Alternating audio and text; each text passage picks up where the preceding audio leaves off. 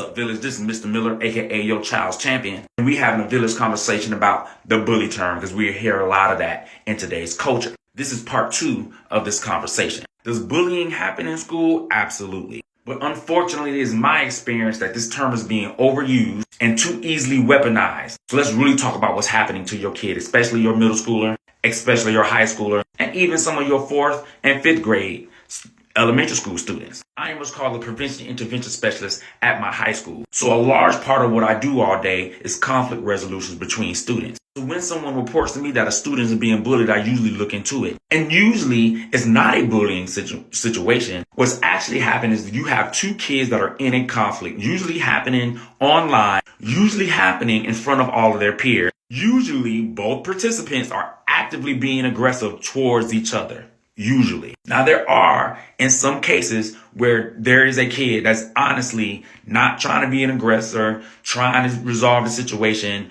but the other kids is coming for their neck, and that kid is truly being bullied by that other kid and their peers. That does happen. But that's not normally the case. Normally, you got 2 kids who have agreed to get into a fight. Neither one of those kids want to get in trouble at home, so they go to their parent and they weaponize their mama. And say, oh, mama, these kids are bullying me. They bullying me, not disclosing all the things that they said, all the things that they did, all the threats that they made, all the shade they threw out, all the rocks that they threw on. They hiding their hands for that. The mother gets triggered because she's seen on the news where this kid killed herself because she was being bullied and no one listened. She saw a post on YouTube saying the kid killed himself. They saw a story on their Facebook page said that a kid died from being bullied. So now she overreacts and gives this kid exactly what they need. They give them the green light to do what they need to do. Well, if they do something to you, then you defend yourself. You fight back. And that's the green light that she wanted. That's the green light that he needed. So now he come back to school ready to get into this fight. All his peers know they about to fight because, again, the argument happened over the weekend on Instagram and everybody in the school saw it.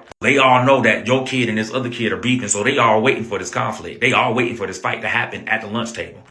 Your kid's peers coming to him say, oh, you gonna fight, you gonna fight. He like, yeah, what's up? They going to the other kids saying, oh, we heard you was gonna fight such and such. And he's like, yeah, what's up? And then they meet face to face. All their friends are around. All the cell phones are up. Neither one of them can back down. Neither one of them can lose face in front of their peers. So they get in a fight. And as a result of this fight, someone inevitably loses the fight in front of their friends, in front of their peers, and it's on camera and that video being posted everywhere. When that kid is devastated over the fact that they lost the fight in front of their friends and they're getting all these videos sent to them, they send a video of them getting beat to the mama. Now the mama at the school, look what y'all let happen to my baby.